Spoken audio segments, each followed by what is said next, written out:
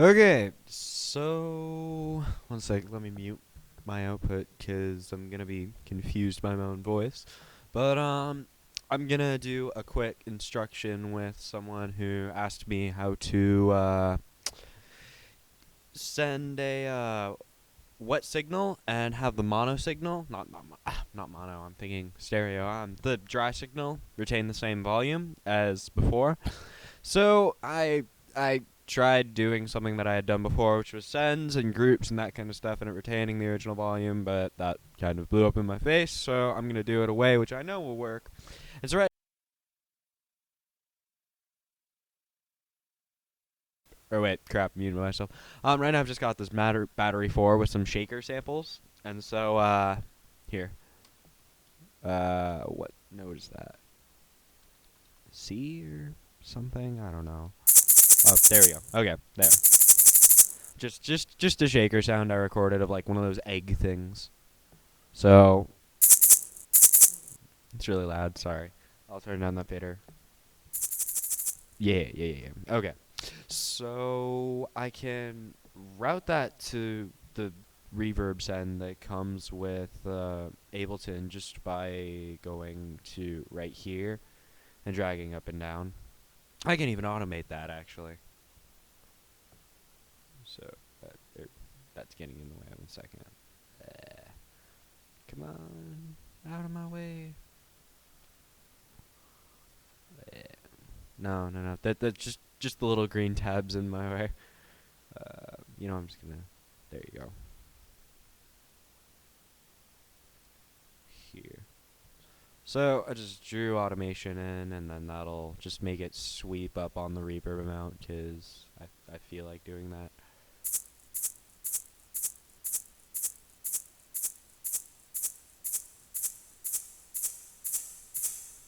There you go. Reverb. Pretty simple. Um, so the effect that my friend was asking for was the reverb stays the same volume, but the actual sound changes volume. So what I'm thinking I could do for that is go and create a new audio track. Make sure you have the actual I/O open, which is just in out, and you can click that button right there, and that opens in out. And then you can also have like the actual buttons and stuff toggled right there, and then like the actual sends can be toggled by right there. That's also helpful if you're running out of space. You don't have to do weird like glitches and stuff to fit more instruments, which I unfortunately have to do 90% of the time. But what I'm thinking is that you can go instead of to master, you can go now to 6 audio, and if I play it back, you'll notice that it'll split to the reverb and to this audio. Or no, wait, no. That. Or no, wait. Oh, no. It is. I just had monitoring disabled. Monitoring means for an audio track that it'll play whatever is going through it in real time. So if I turn on the monitoring there, you'll see that it'll actually play. And I'll set it to be 1, and 2 so that it'll be stereo. And then if I go to resampling, it'll just play what's coming in through Ableton, not my voice, and then I can play this. Or no, wait. No. Set it to battery. Okay. There's what I was thinking.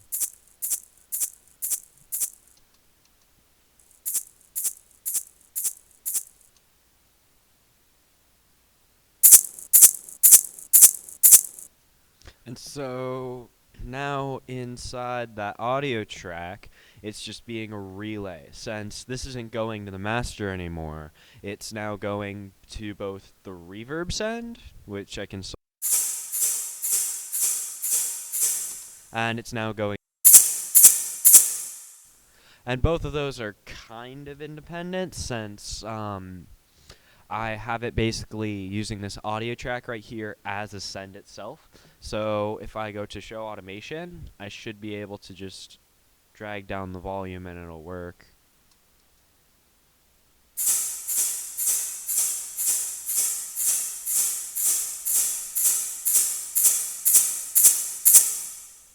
And so that actually worked surprisingly, given all of the failures I've had so far. But yeah, that should actually do the effect that he was thinking. Specifically, the effect he was thinking was just having the actual reverb be the only part that stays for a while, and then if you press Alt and click on the automation, you can curve it. Oh.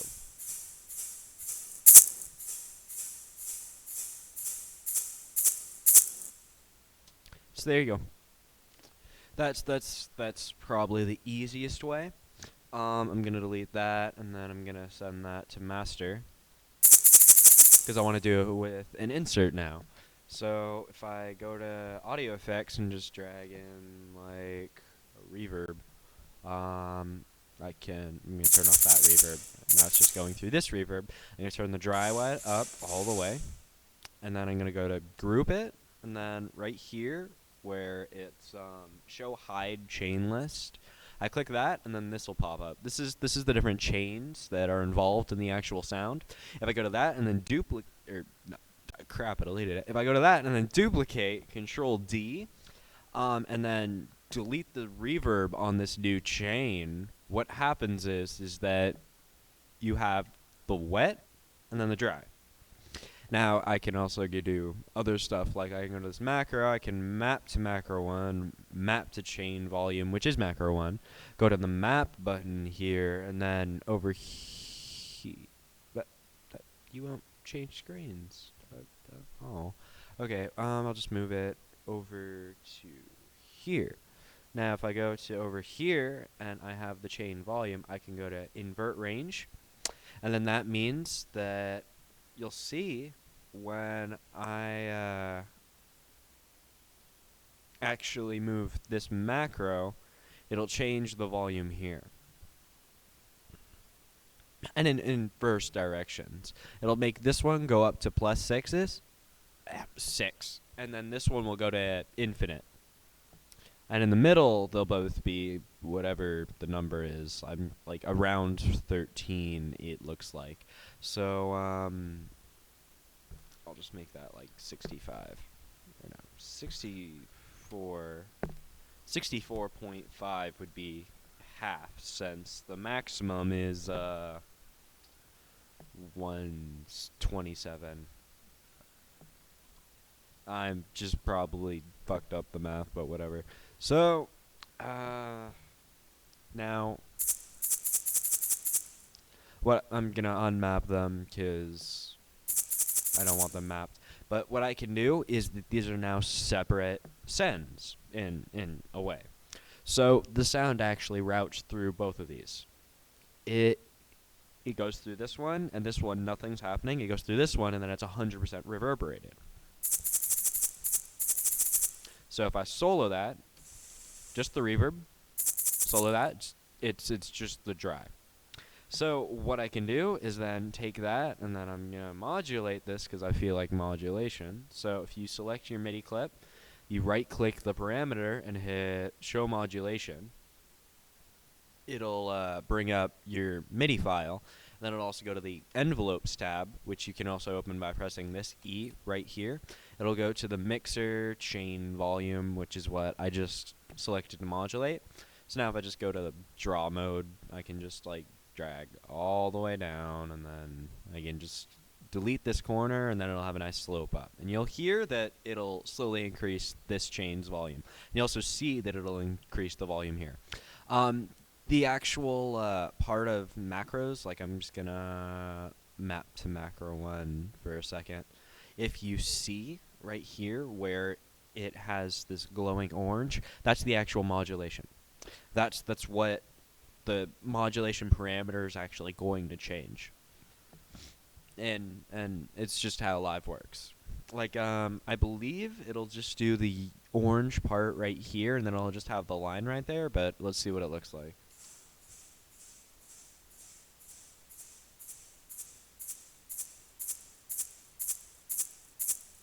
I don't know, didn't show it. But here I'll map that other one to a modulation because I want to show you what that looks like because it's really cool. Okay, so I'll just have this be panning it left and right over and over again. So right there.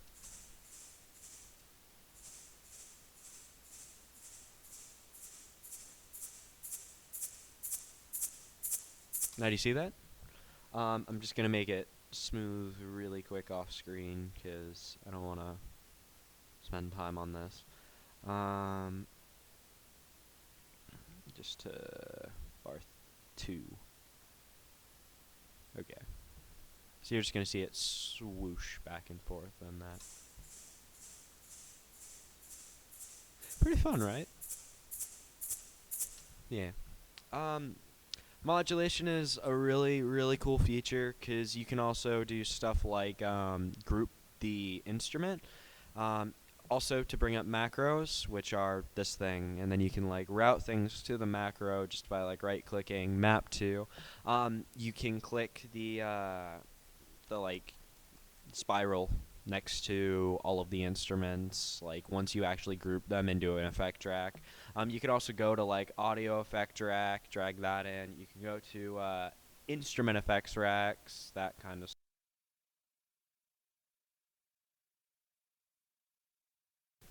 God damn it! But I forget that deactivates the plugin for the new one. But you can drag in new instruments. Like I'm just gonna drag in an analog. And so, specifically since this is a live plugin, you can map it immediately, but like you usually can't. Like usually what you have to do is here I'll just drag in I found some chocolate, but I'll drag in let's see. I have some really shit plugins, so it's a hard choice. I'm just gonna drag in this.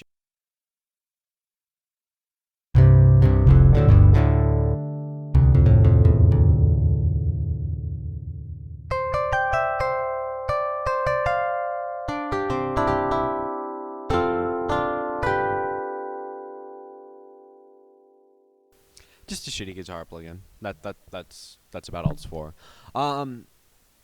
But let's say I want to modulate the pick position or whatever, and there's no real way to do that. And let's say I also have a guitar amp, so I'm gonna put a guitar amp too. That's just Ableton Live's amp.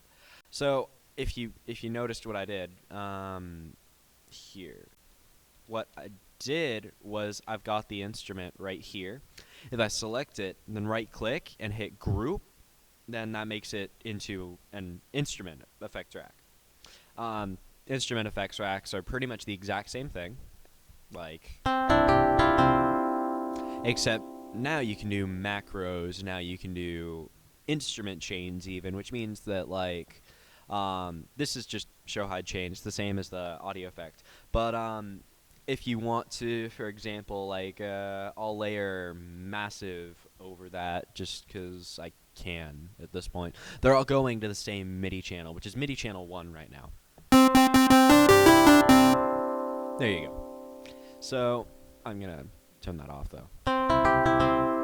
And so what I've got now is I've got this instrument thing. I'm going to say that I want this actual like amplifier to change with the pick position. So I'm gonna find an amplifier that I like. I'll go to Lee, except ow.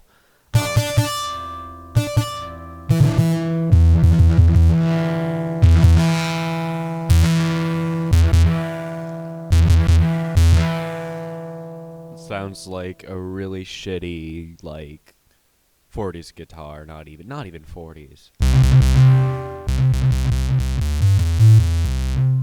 Whatever.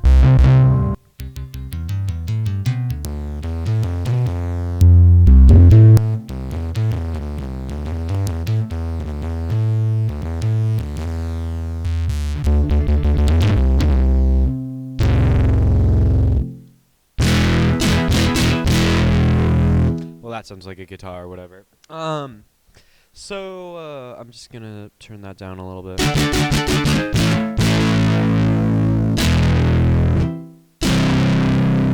And so, now you're wondering, okay, but it's not a live instrument. How do I tell it to modulate this pick position? You can click this triangle, which is just to show the device title. Except there's no real parameters here. There's nothing there.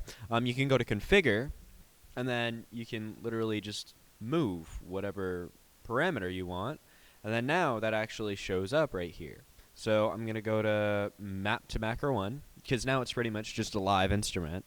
It's well, not instrument, it's a live parameter. And so if you see, as I change that macro, it's actually moving the pick back and forth. Now I want to change the dry wet on the pick, or not the pick, on the amplifier. So when the pick is up here, it'll have 100% of the amp, and when the pick is down there, it'll have no amp. But let's say I want it to be the other way around. Let's say I want the amp to be down here, and then the amplifier to be in full. I'm gonna move this over one sec. Or no. Actually, wait. I gotta show you what to actually click. So I'm gonna zoom in for a second. If I go to right here to the map, and then I go to the the macro mappings, you'll see that I've got the Revitar 2.01 amp, which is the dry wet. So if I right click that, I can go to invert range. And that does what it did earlier. Necessarily, you can also change how far the parameters are. So I'm going to make it be like the minimum is 20% of the dry wet, and then the maximum is 100. And then I'm going to make the maximum of the pick be like 50. So now that I've done that, I can move this.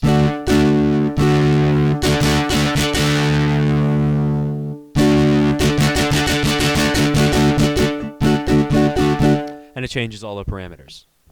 Now, this is cool for like guitars, like dubstep growls, like anything that requires a lot of modulation. It's pretty useful. It's honestly the one reason I still use Ableton. I've got Cubase, I've got FL, I've got like 3 different versions of Cubase actually. I've got Live, I've got Logic, and I use Live because of these instrument racks, because of these audio effect racks, because they're so useful. You can pretty much make your own plugins through them, and that's something that I find pretty incredible. And so with that, I'm just going to end this before it becomes this like a 90-minute video. So I'm going to see you all. I wish I had something better than Procaster Record, though. Well, 18-minute video, I think that's pretty okay. Well, see you.